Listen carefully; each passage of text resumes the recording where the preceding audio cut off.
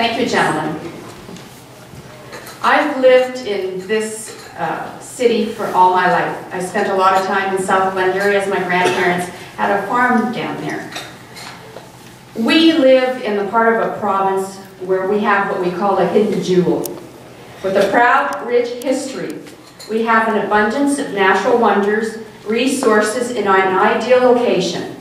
Starting with our people, with our First Nations people, then new Canadians such as the Loyalists and the French, and now more recent arrivals from around the world have made this corner of Ontario their home. Our community has grown as they add their own customs and to our rich culture. If you are selected as the Liberal candidate for the next election, you will carry on the responsibility of helping every resident reach their full potential while ensuring future generations have access to all the resources and heritage we enjoy today. I'm going to ask James to come up here and ask this question. James has been in this area for about, what, 6 years now? Yep. About that. Yep. And he loves this area, so I'm going to ask him to ask this question. So I'm probably one of the newest additions to the community in the room. Welcome. Thank you. And just real quickly, the reason Stormont, Dundas, and South Glengarry is so special to me is I grew up in a part of Ontario that was much like this when I was young.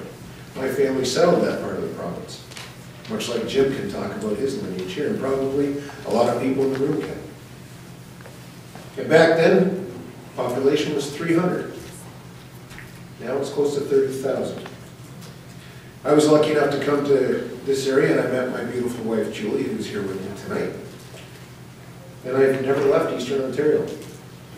And now I call this place home and I love being here. I mean, really, I've been all over the country with my job. We have everything here. We've got the largest fresh waterway in the world just a few minutes from here.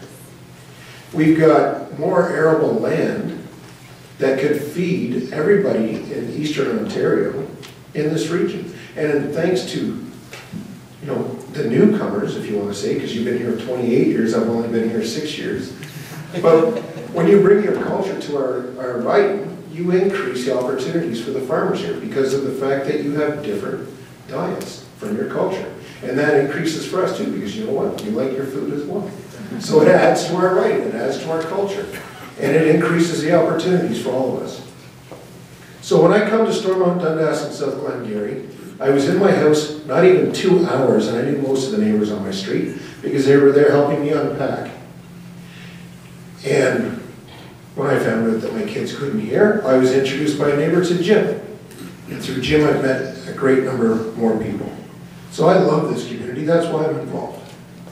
So my question, and our final question to the nominees tonight, if you were to describe what makes Stormont, Dundas, and South Glengarry great to someone unfamiliar with the region, what would you tell them about it today?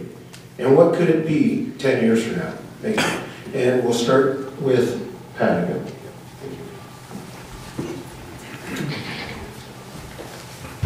Peut-être c'est lui qui va être le candidat. Qu'est-ce que tu penses? Maybe he should be the candidate. What do you think? James said very well what we all feel about the area that we live in. There is a wonderful heritage here.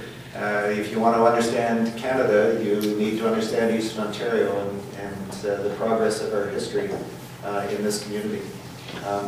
I've been a resident of Cornwall, I think it's 19 years now, and have the same feeling for it that James does. I'm a happy man, and I'm very pleased to be part of this community. I guess the things that I would point to, I'd start with the history.